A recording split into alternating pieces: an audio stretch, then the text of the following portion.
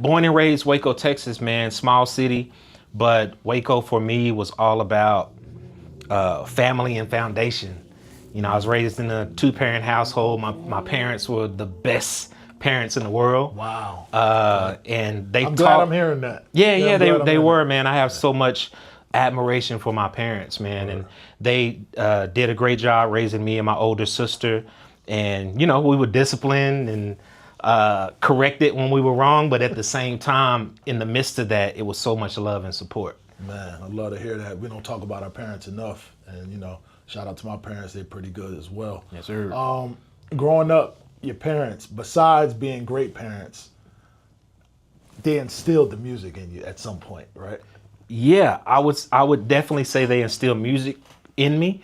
And it was so indirectly. It was more so them just being a fan of music and playing the Earth, Wind and Fire, the Marvin Gaye. That's what I mean by you know, instill. all that around the house. Yeah. And just making me a lover of music as well. Yep. You know, so that would be the first introduction of music for me. Yeah, that's dope. Did you start, you know, most people say they start in the church. Some start, you know, listening to their father in the basement playing joints or DJing. Was there somewhere where, you know, you were in that space of like, oh man, I'm going to go to church, I'm going to learn keys, I'm going to learn drums. Did you play instruments when you were young? How did you get involved in music early on? Yeah, so church for me was the first place that I started to see the impact of how music can impact people. You know, manipulate, control in a good way. Yep. But you know, certain musicians playing certain chords can make someone cry. Yep. Or certain rhythms can make someone dance. Yep. And I think church was my first introduction into just the power of music and what it can do. Yeah, me too. I saw the Holy Ghost a couple times. Oh, yeah.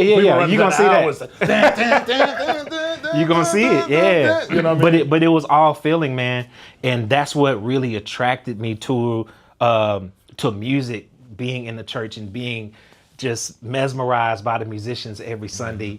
You know, them getting up there and playing and just making people feel a certain way. Yeah. Did you play instruments? So I took piano lessons for 3 years. Okay. I didn't stick with it because I became impatient and bored, and I wanted to just be able to play without practicing, but that didn't work out. So I took it a few years, and I also played alto sax at school from 6th grade to my senior year. Wow. So I got music theory. Got you. I didn't become the best musician, but I know I learned what I was supposed to learn through those instruments. Would you consider yourself having perfect pitch? I would say to a certain extent I do. Yeah, because most people that quit piano early usually hear in their mind, I know how to play this by ear. Yeah, You know what I'm saying? I mean, I know my keys. I can tell you what key a song is in. Yeah. You know, so yeah, I definitely can identify with keys. Man, thank God for hip hop, man, because you know some of the keys is wrong. It's supposed to be like that. That's part of hip hop, and I'm tone deaf, so sometimes I don't even hear it. But I be seeing people perfect pitch. They're like, "Yo, that's out of tune, dog." I'm like, "How? It sounds right."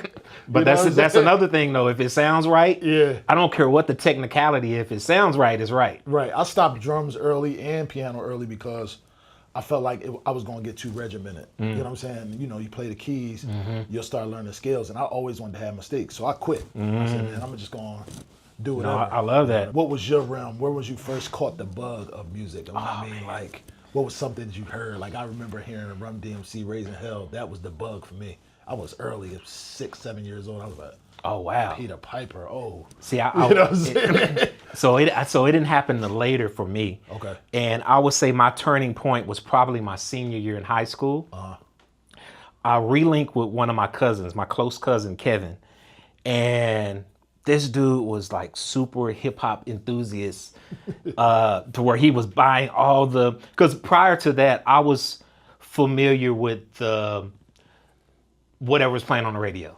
You know, so back in say 93, 94, you had like Dre, Nothing But a G Thing, I think Onyx Slam and Tupac's I Get Around. So those were the records. So I was more in tune with the commercial, but when I relinked with my cousin, he introduced me to a whole world that I didn't know existed. Black Moon, Wow. Redman. I was about to ask you about that. I remember borrowing Redman There's a Dark Side album from him, the cassette. Yeah. And just being mesmerized, man, by just how raw it sounded, how weird it was, and just the raw lyricism. And that's when I caught the bug and was like, yo, what is this? I didn't know it existed. That's crazy. So I would imagine being in Waco, there was a learning curve for hip hop because did y'all have jukebox? Y'all had something y'all watch TV, or was it just your MTV Raps? Or yeah, it was just the typical. It was the typical shows. Okay. BET, MTV, or mainly MTV Raps before BET was introduced. But yeah, it was mainly that and radio, and then like I say, just cassettes he was buying. I was borrowing his cassettes. And yeah, I just can imagine just being in Texas when the majority of the music was indie. Yeah. A lot of people was out the trunk. So yeah. I would see the influence of that when people go to Waco, they come up here, they may go to Arlington and sell their tapes. They may be in Houston, they might go down to Austin and San Antonio. Y'all had a circuit, which we would call the Chitlin circuit when we was doing the mixtapes, that we went and tried to make money in all those places. All the markets, and they that's true. And and deep down in Texas, they don't really think about the games and the Dr. Dre's. They don't think about the Black Moon. So it's healthy to hear you speak about the real boom bap of it. Yeah, he introduced me to that world, man, and it really just kind of turned my world inside out. Once I figured out, this exists, I want to attach myself and be a part of this in some way that I can, any way that I can. Is it a specific album? Man, it wasn't a specific album. It was just a collage of things, yeah. And then when that was happening, did you say, yo, my first step now is to buy a beat machine and try to figure this thing out? Well, even before I got to the beat machine, it was more so rapping. So I wasn't even thinking music. I wasn't thinking beat machines or anything at that point. It was being around him. Yep. And he was a crazy, just super lyrical MC as well, because when we would be together, it's always, whether we listening to somebody else's song or instrumentals, he's always freestyling. Gotcha. We in my mini truck, my Mazda mini truck, and he freestyling. And I'm like, yo, this is crazy. Like, he spitting these crazy metaphors and things. And I was like, man, I want to be a part of that. So that's when I started going home and just starting to write songs and write raps. Okay. And just being around him, I kind of picked up on it. In high school, I had a friend who was a DJ. His name was DJ Rob K. He was a white dude, but he was very engulfed in hip hop culture, and he knew. So we started going to his house over the weekends. And after the first time we went to his house, that's when we started our group Symbolic Elements, and we was over there every weekend. That's fine. It was. He had the 2 turntables, and he would always have the 2 mics set up for us. That's fine. And he would just go find certain B-sides or instrumentals, and we just rap all day. For hours. Rap and write and freestyle all day. Yeah. And that's when I caught the bug of like, yo, we got to start this group and see what we can do with it. Did he have any recording things? Did he record them for y'all, or y'all just? Yeah, we recorded on cassette. Practice. Okay. So those were my first. Those are my initially my first our first demos. Okay. As our group Symbolic Elements. Okay. So we continued to do that, man, and every week we started to realize how much better we were getting, and it came a point to where I was listening to people's stuff, and I'm like, yo, how are people making their own original music now?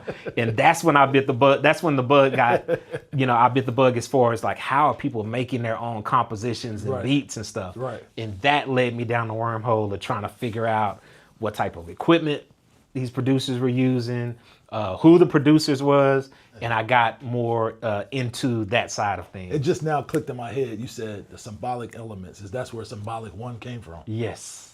So who was Symbolic 2, or there wasn't only one? No, it was just one. I was Symbolic 1, and then my cousin is Myth. Okay. Yeah, and we, bro, like I said, we started doing demo tapes, and we were very influenced by and impacted by like the Source magazine, Vibe magazine, Rap Sheets. You remember Rap Sheets, Rap Pages? That shit. So we was inspired by those magazines, and there came a point, man, where we was like, yo, we got to get into Unsigned Hype, because the Unsigned Hype, Mobb Deep, Notorious B.I.G., Even Eminem was in there at one point. David Banner, a whole bunch of people that we admired was in there.